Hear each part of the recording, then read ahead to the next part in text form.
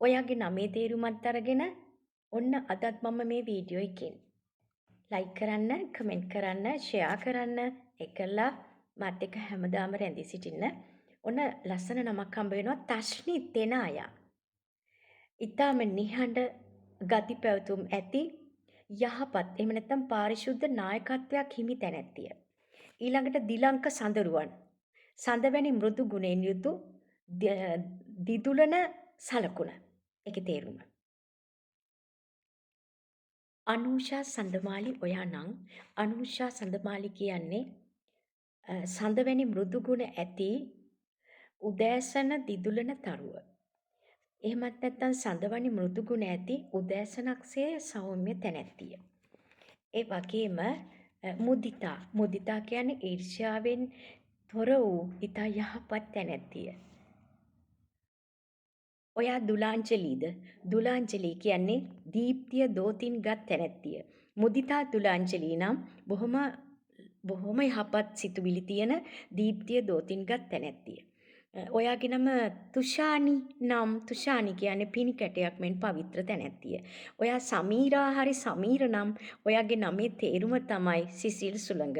ඊටාම නිදහස් ඊටාම සැහැල්ලු බවින් යුත් කෙනෙක් තමයි ඔබ. සංකල්පනී නම් යහපත් කල්පනා යහපත් සිතුවිලි ඇති තැනැත්තිය. ලසන්ති රසිකා. ලසන්ති කියන්නේ ප්‍රබෝධමත් තැනැත්තිය. රසිකා කියන්නේ රසිකත්වයක් ඇති තැනැත්තිය. ඊටමත් ප්‍රබෝධමත් රසිකත්වයෙන් යුත් තැනැත්තිය තමයි ඔයාගේ නමේ තේරුම. සුසන්ත කියන්නේ ඊටමත්ම ශාන්ත පැවතුම් ඇති තැනැත්තා. ඔබේ නම සුසිලා නම් සුසිලා කියන්නේ ඊටමත්ම සිල්වත් සීලවන්ත හොඳ යහපත් ගුණධම් ඇති තැනැත්තිය කියන එකමයි. මනෝජ් සංජීව. මනෝජ් සංජීව කියන්නේ සිතට සුවය දෙන නැත්නම් මනසට සුවය දෙන ජීවයෙන් පිරි තැනැත්තා.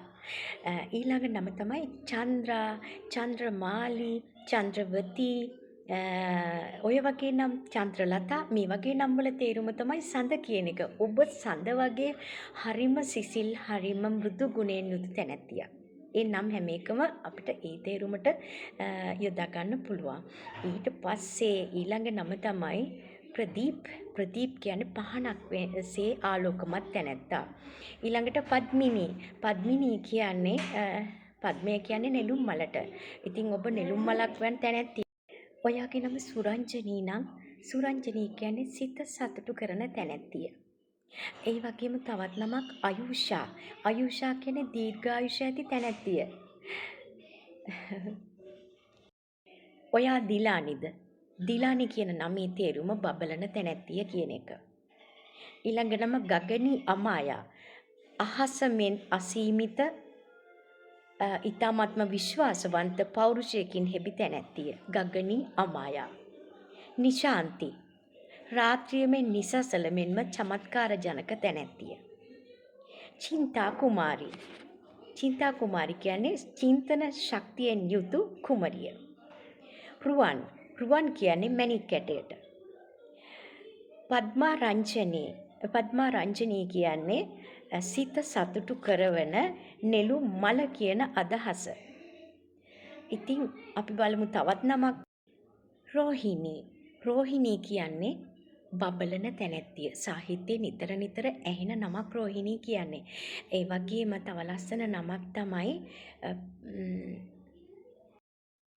ඔයා සුජීවා, සජීවනී වගේ නමක් තියෙන කෙනෙක්ද? එහෙනම් ඒකේ තේරුම ඊතා යහපත් ජීවයක් ඇති. නැත්නම් හොඳින් ජීවත් වන කියන අදහස තමයි. ඊළඟට තව ලස්සන නමක් තියෙනවා සංජනා දුලාරි. සංජනා උසස් ලෙස උපන් තැනැත්තිය. දුලාරි කියන්නේ බබලන තැනැත්තිය. එහෙනම් උසස් ලෙස උපන් බබලන තැනැත්තිය.